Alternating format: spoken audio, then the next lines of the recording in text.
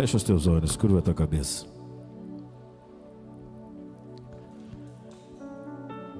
Senhor, nós te adoramos, te exaltamos mais uma vez, reconhecendo quem tu és, reconhecendo a tua grandeza, a tua soberania sobre nós, sobre esta casa, sobre esta cidade, Pai.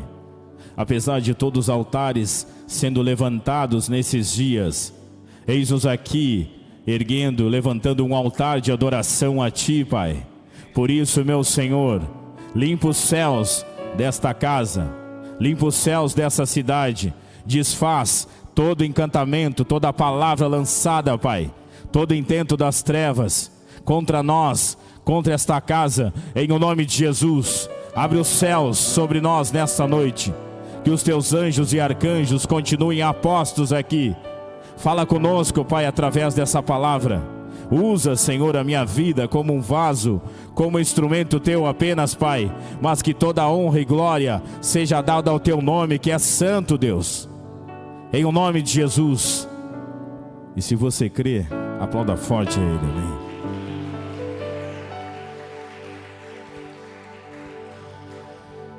Provérbios 25, verso 2, diz assim: a glória de Deus está nas coisas encobertas, mas a honra dos reis está em descobri-las. O título dessa mensagem é Descobrindo os Segredos de Deus. A glória de Deus, igreja, está em cobrir, em esconder, deixar oculto aos homens todos os seus segredos. Isso nos mostra a profundidade de Deus. Já a glória do homem está em tentar descobri-las. Para tal feito, nós teremos que nos esforçarmos muito. Olha para o irmão que está do teu lado e diz assim para ele: se esforce muito.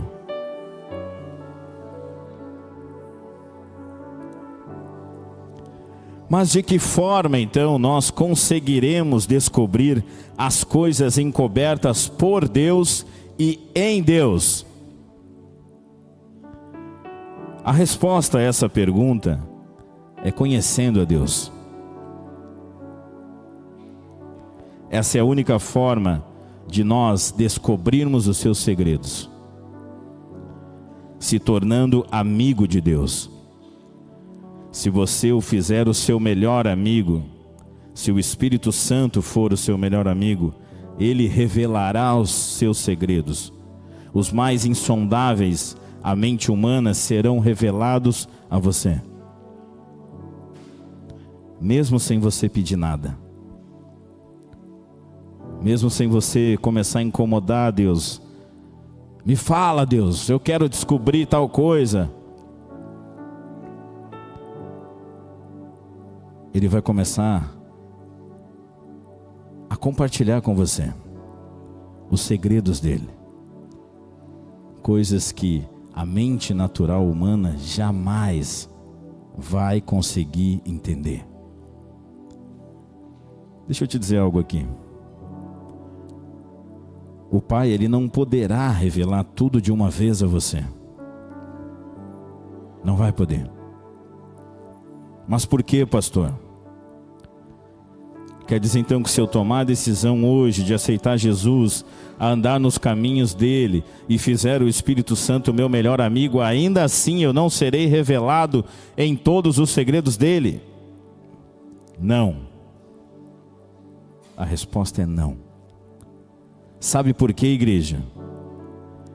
Alguns estudos mostram que o homem, antes da queda, lá em Gênesis 3, antes do pecado entrar no homem, quando eles comem do fruto proibido, quando Deus aparecia todos os dias no jardim e falava face a face com eles. Antes dessa queda, da serpente enganar a Eva e ela também comer do fruto e dar para o seu marido comer, Se você pode pesquisar isso depois. O homem tinha uma capacidade cognitiva aumentada, muitas vezes mais do que nós temos hoje. E se nós formos um pouco mais a fundo, a palavra diz que o salário do pecado é a morte. Ou seja, nós seres humanos éramos muito mais inteligentes do que hoje. Imagine você que uma pessoa com um QI muito alto hoje, em nossos dias, essa pessoa ainda assim não tem a mesma capacidade cognitiva que Adão e Eva tinham no Éden. Algumas evidências nos mostram isso. Gênesis 1:26, pode colocar no telão para nós, por gentileza?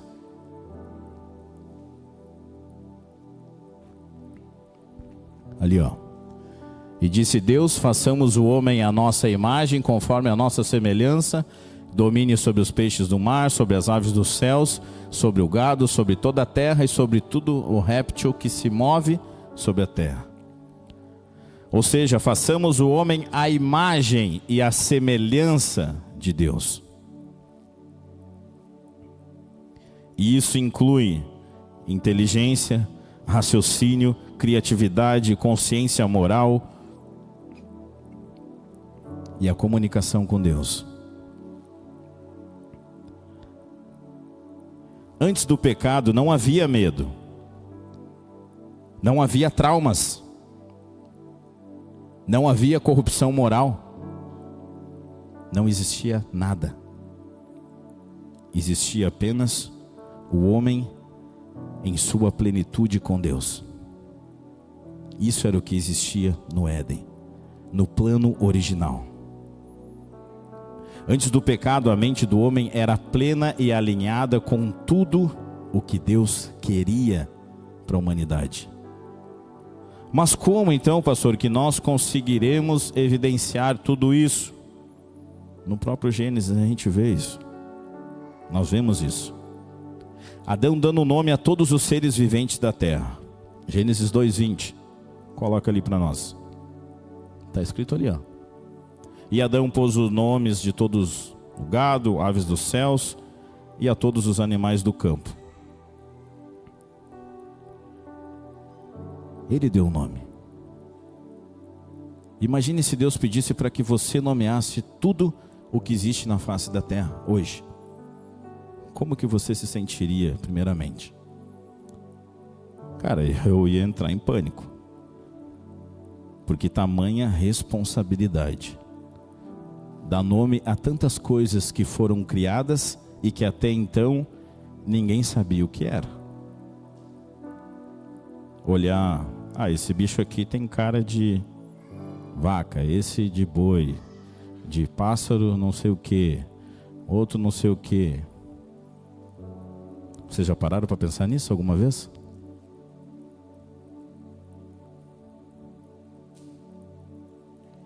Para que a gente possa conseguir entender um pouco, cara, o nível de entendimento, de inteligência, de sabedoria que estava sobre o homem antes do pecado. Hoje, quando uma criança nasce, lógico, ela vai se desenvolvendo, vai crescendo pouco a pouco, mas entrou na escola ali, cara, a gente não sabe nem o que é 1 mais 1.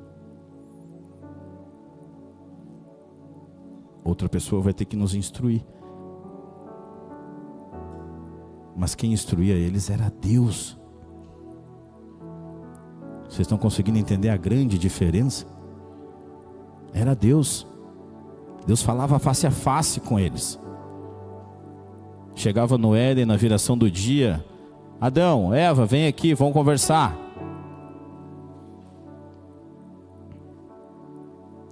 Tu já conseguiu imaginar isso? Adão só conseguiu esse feito porque ele tinha comunhão com Deus todos os dias. Deus lhe falava face a face a toda a viração do dia. O pecado ainda não tinha entrado no homem. A sua capacidade cognitiva e moral ainda estavam intactas. Adão ele foi comissionado para governar. Gênesis 1, 28. Coloca ali para nós. E Deus os abençoou, e Deus lhes disse: frutificai e multiplicai-vos, e enchei a terra e sujeitai-a, e dominai sobre os peixes do mar e sobre as aves dos céus e sobre todo o animal que se move sobre a terra. Enchei a terra e sujeitai-a. Esta foi a grande comissão dada por Deus ao homem. Esse era o plano perfeito, o plano original de Deus. Mas o que acontece? Após a queda, tudo muda. O homem então ele entra em declínio, pois aquilo que estava intacto em sua forma originária começa a ser contaminada pelo pecado. E com isso surgem algumas consequências. A primeira delas, a separação de Deus. Medo, culpa, vergonha, porque eles se escondem, né? Quando Deus uma hora chega e começa a procurar eles no jardim, eles se esconderam e fizeram com folhas lá, pegaram arbustos e se esconderam, porque eles entenderam que eles estavam nus. Doenças e morte. Se nós formos olhar na história, começar a ler desde o início, nós víamos um pouco mais à frente, depois da queda do homem do Éden, ainda assim, os homens duravam, se tu for ver lá, alguns duraram quase 1000 anos. Mas conforme o pecado foi cada vez mais sendo multiplicado, entrando de geração em geração, o tempo de vida do homem começou a diminuir. De 1000, hoje nós chegamos no máximo, quem estiver muito bem, 100 anos. 105, sei lá, 120 é uma raridade. 100 anos já é alguém muito mais velho. E a perda cognitiva. Após a queda, o homem passa a errar mais, fazendo escolhas enganosas e tendo seus pensamentos corrompidos. Coloca aí para nós Efésios 4:18. Olha aí, ó. Entenebrecidos no entendimento, separados da vida de Deus, pela ignorância que há neles, pela dureza do seu coração.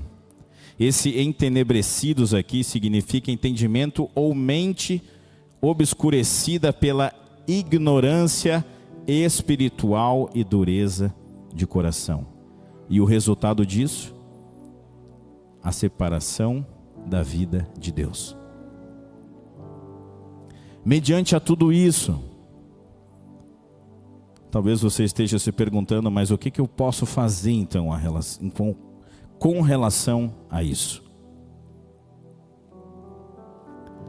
No início eu falei, né, que se nós fizermos do Espírito Santo o nosso melhor amigo, nós recebemos o conhecimento das coisas ocultas. O primeiro Adão, igreja,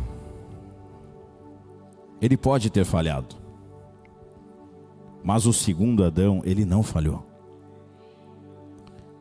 Jesus, o Filho de Deus, ele não falhou.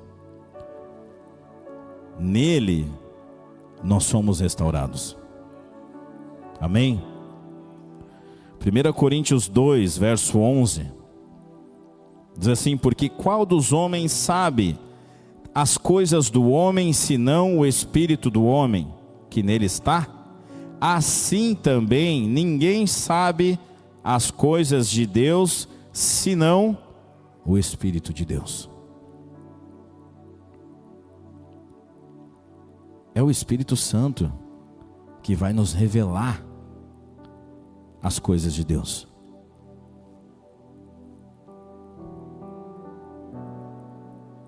Obrigado.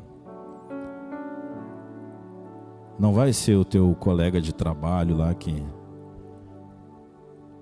que vai te revelar tudo o que tu precisa para a tua vida, para o propósito que Deus te escolheu para estar aqui nessa terra, para a tua chamada. Tu entendeu o porquê que às vezes, sei lá, Deus te desperta, te incomoda de algo, ou vem um louvor na tua cabeça. Não vai ser essa pessoa que vai revelar isso para ti. Vai ser o Espírito Santo. É Ele quem vai revelar. Porque ninguém sabe as coisas de Deus, senão o Espírito de Deus.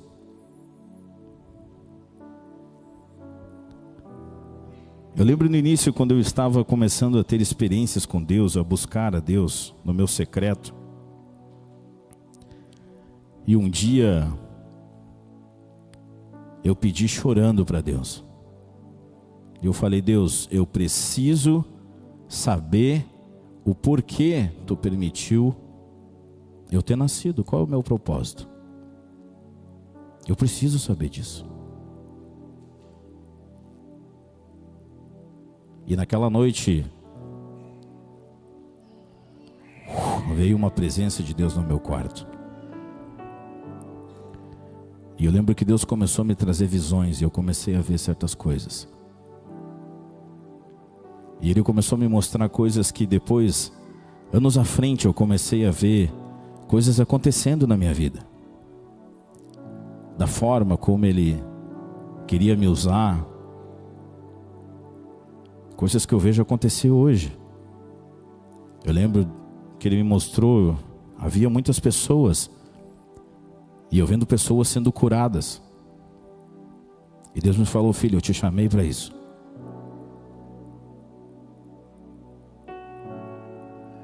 O Espírito Santo é aquele que vai revelar aquilo que a gente precisa.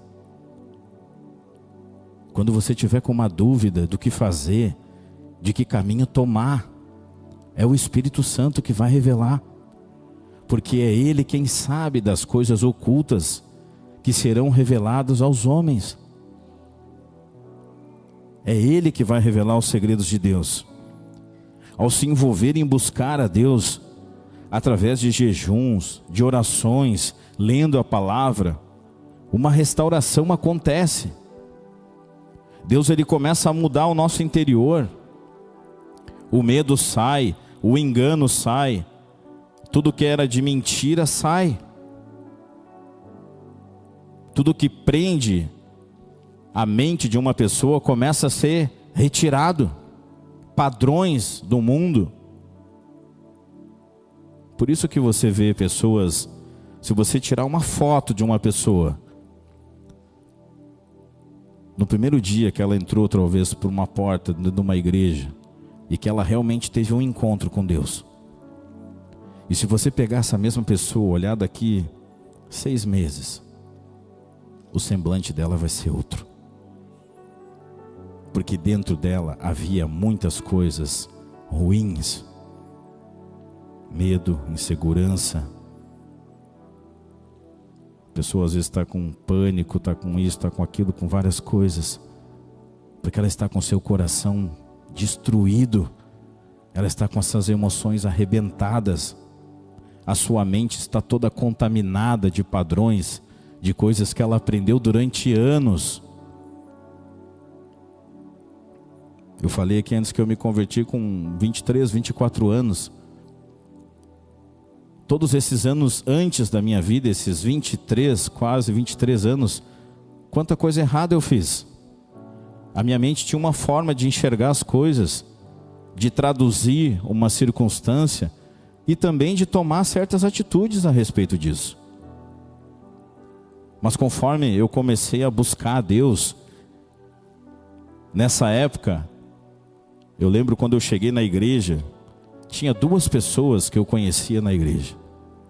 Eram 2 colegas que serviam na mesma unidade que eu. Nessa época eu era militar da Força Aérea. Um que me convidou para vir na igreja,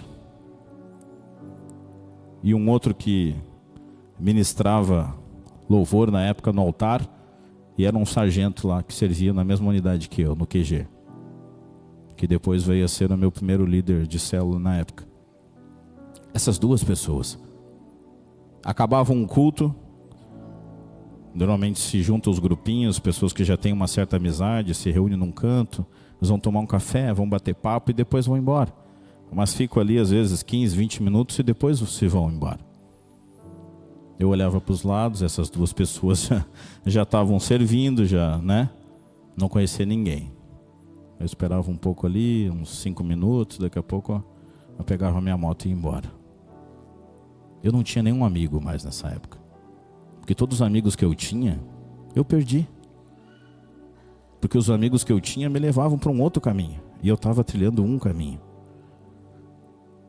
Eu mudei a rota, eu tomei uma decisão. Mas nessa época, foi quando eu comecei a ter um amigo, que foi o que mudou toda a minha vida. O Espírito Santo foi o que virou meu melhor amigo naquela época.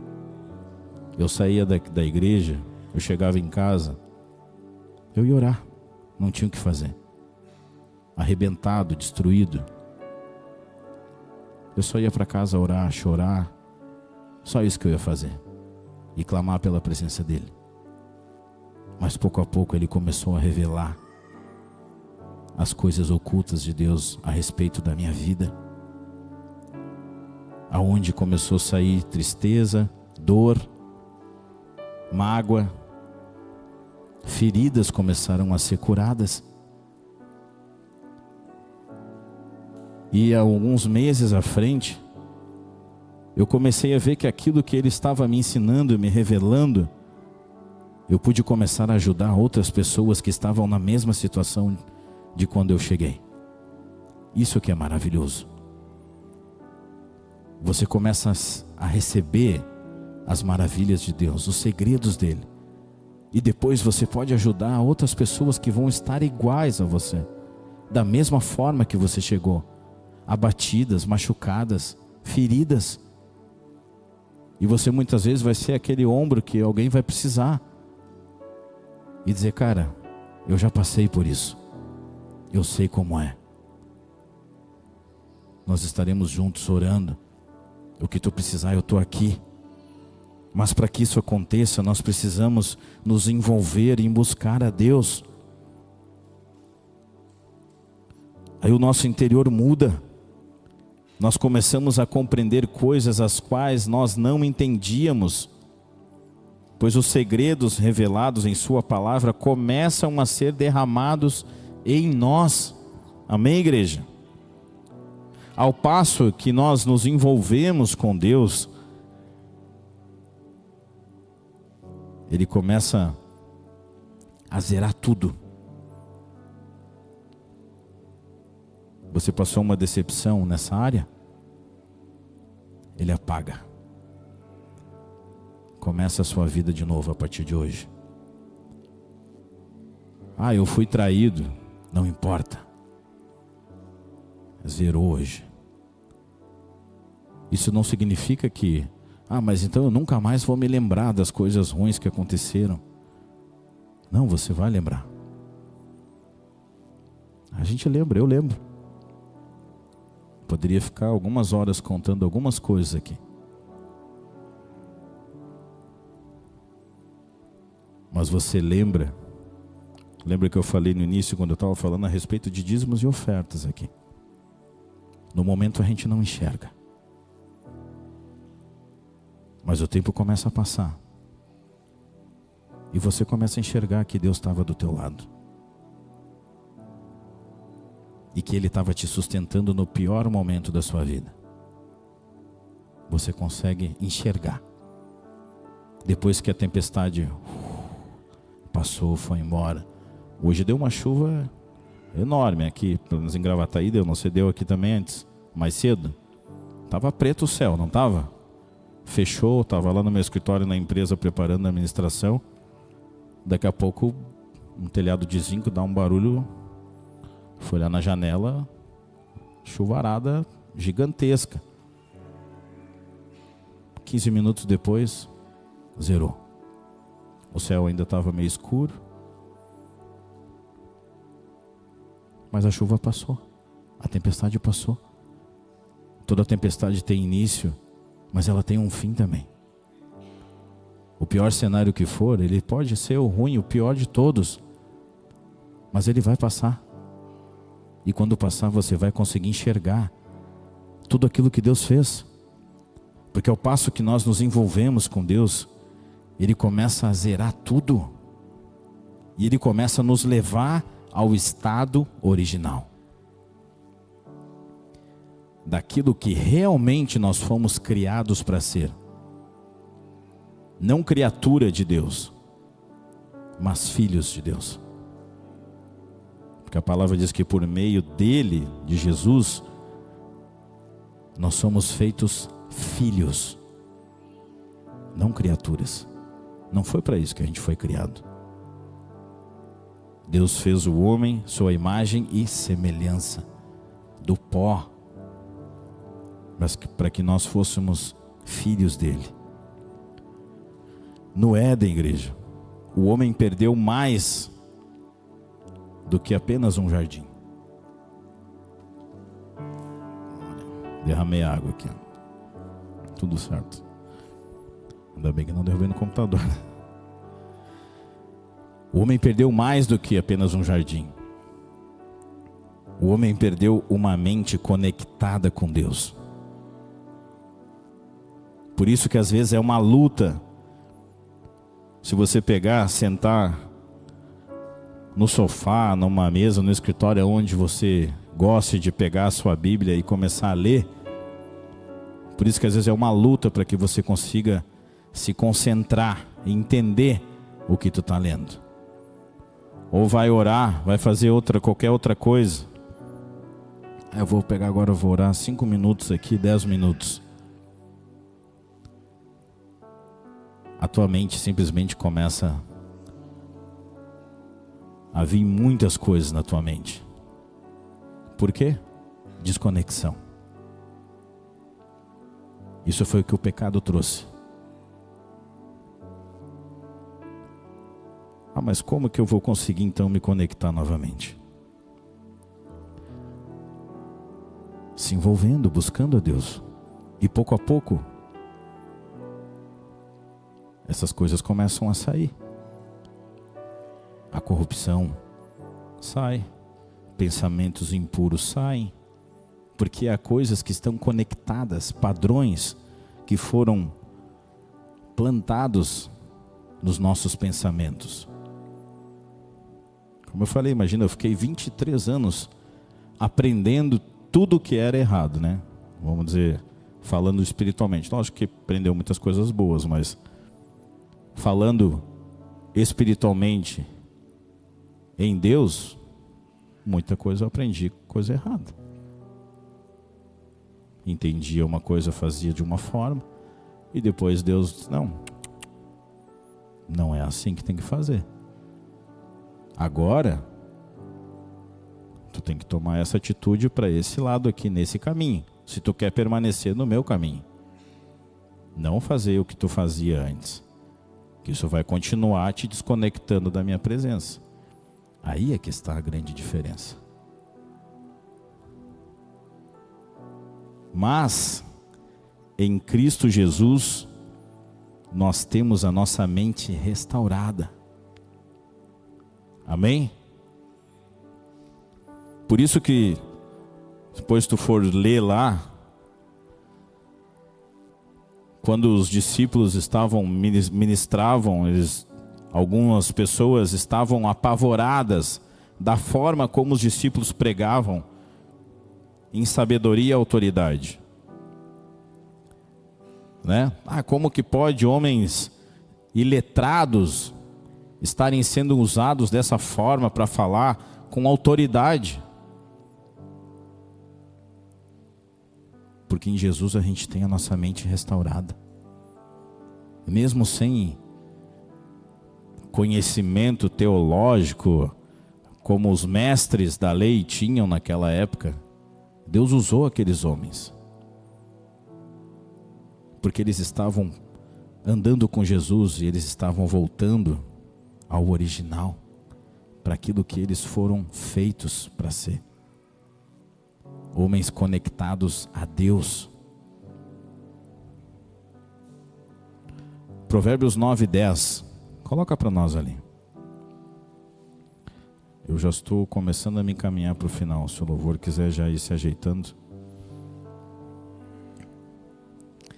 O temor do Senhor é o princípio da sabedoria. Essa é a chave, igreja, que nós precisamos hoje. O temor é a porta que nos leva à presença de Deus. O homem, ele caiu porque ele perdeu o temor. Muitas pessoas hoje precisam de restauração. Mas eu posso te dizer algo? Sem temor não tem como acontecer restauração. Não tem como. O mundo só está onde está hoje porque perdeu o temor. As pessoas perderam o temor.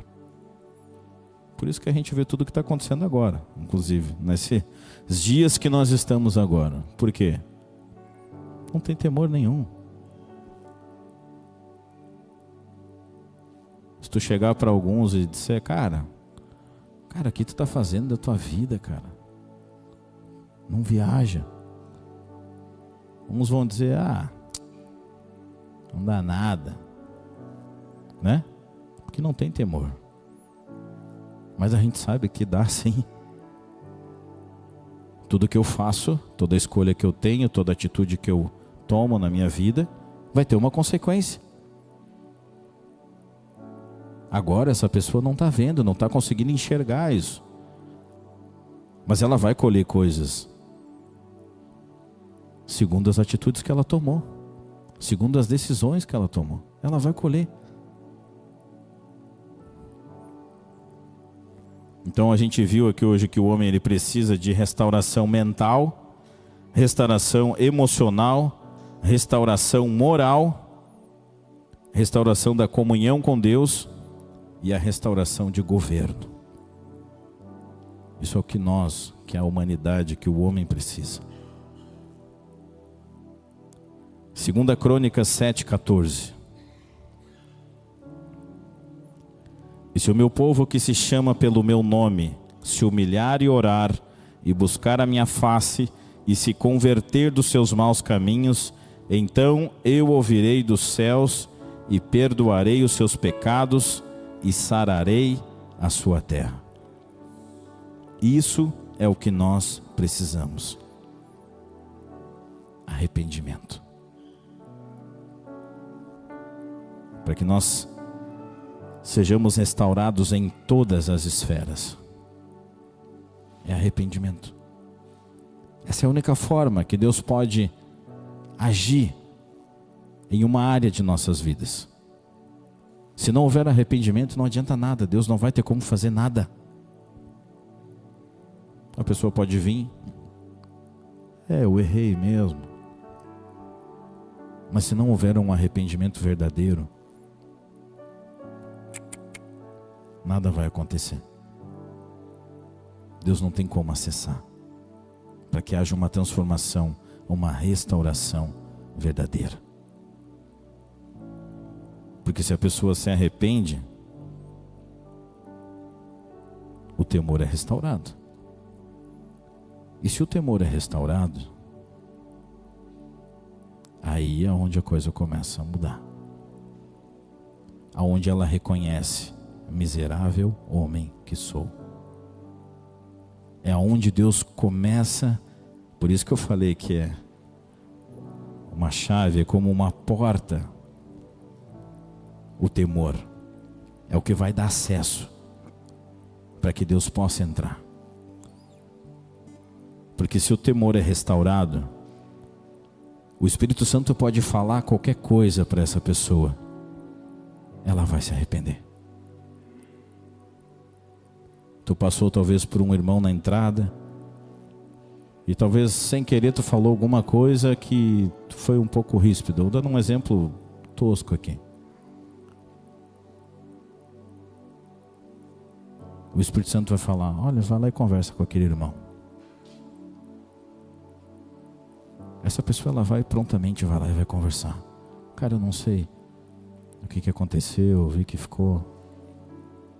Mas se não tiver temor, ela vai, não, isso aqui é viagem da minha cabeça. Deus agora mandou pegar e mandar uma mensagem pro cara lá, pedir desculpa para ele de tal situação que aconteceu outro dia, que eu vi que ele ficou meio chateado. Eu não vou falar nada.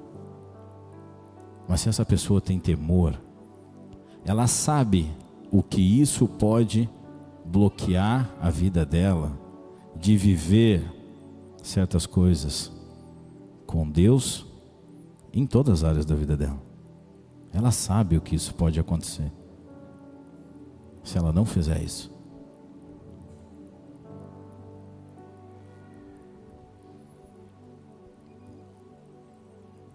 Arrependimento é o que nós precisamos.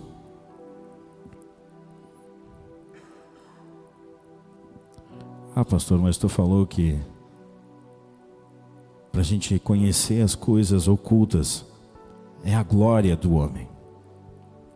A glória de Deus é em ocultar e a glória do homem é descobrir. A gente leu lá aqui dos reis, né? Mas se a gente for ver na história, em toda a história, se tu for ver na Bíblia, os homens sempre procuraram o conhecimento. Sempre.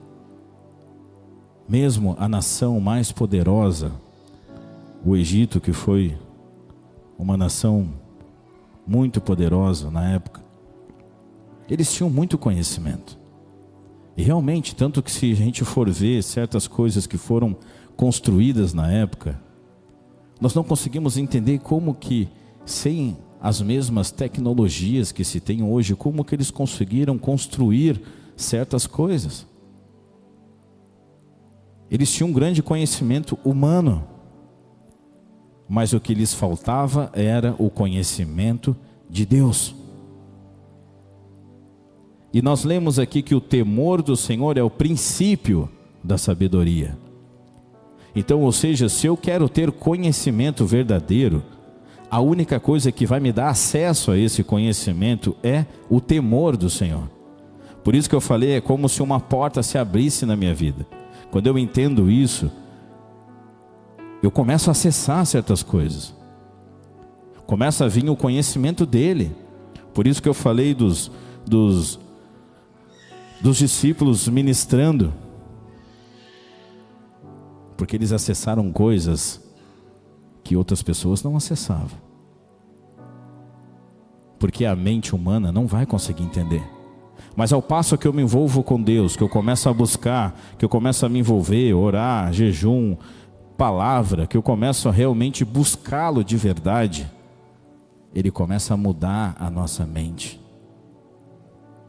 para a forma original que nós fomos criados, e nós conseguimos começar a compreender as coisas que o natural não consegue compreender. E nós começamos a compreender, mas isso aqui então é por tal coisa, isso aqui é tal coisa, isso aqui é tal coisa. Como que a gente vai conseguir crer num milagre, por exemplo? É algo sobrenatural. Mas se eu tenho o conhecimento de Deus, eu consigo acreditar nisso. Eu creio nisso. Porque eu sei que não é da forma como eu espero que as coisas acontecem, mas é da forma que Ele quer que acontece. Amém, igreja? Se coloque de pé no seu lugar.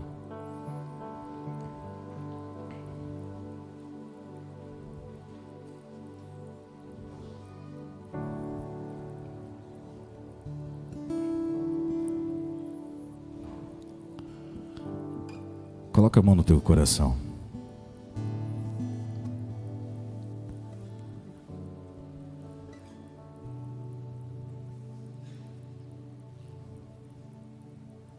Senhor, nessa noite, Pai,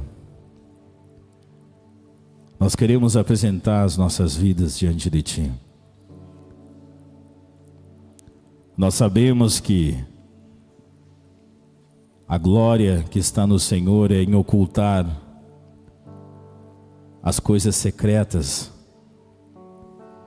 mas a glória que nós teremos aqui nessa terra é tentar descobrir as coisas ocultas por Ti.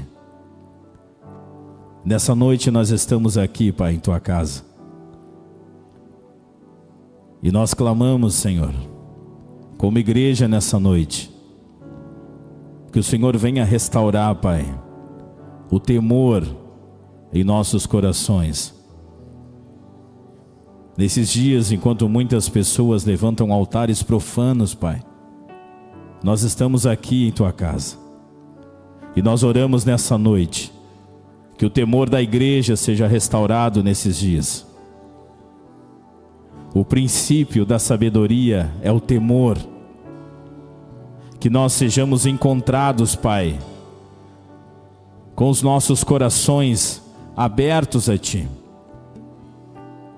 Por isso, nessa noite, nós nos colocamos à disposição a Ti, Deus. Vem sondar o nosso coração. Vê se há em nós algum caminho mau. Vem sarar a terra, Pai. Nós queremos nos arrepender nessa noite, Senhor. Perdoa os nossos pecados. Se você quiser se ajoelhar, pode se ajoelhar no teu lugar.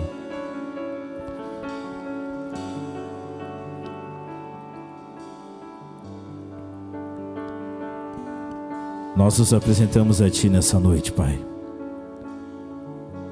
Como igreja nessa noite nós pedimos perdão, Pai. Toda mágoa, toda mentira, toda profanação, toda inveja, Pai. Tudo que tem sido liberado nesses dias, nós pedimos perdão, Pai.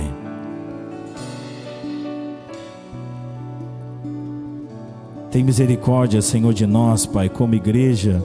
Tem misericórdia dessa cidade, Pai. Toda palavra que tem sido lançada, Pai, perdoa, Deus. Recolhe toda a sentença das trevas, Pai. Todo levante contra nós, contra as nossas famílias, contra as nossas casas, Pai. Perdoa todas as desavenças, Pai. Perdoa o orgulho, a soberba, a mentira.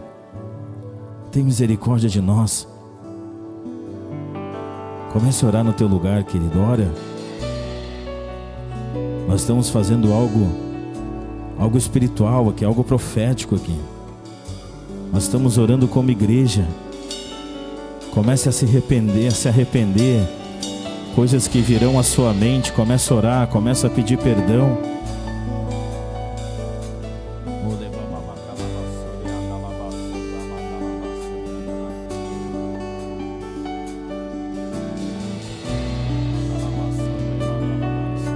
Perdoa pela frieza, Pai, pela dureza de coração, Senhor. Perdoa-nos, Pai, pelo afastamento, Senhor, pelo distanciamento, Pai, da Tua presença, Senhor. Tem misericórdia de nós.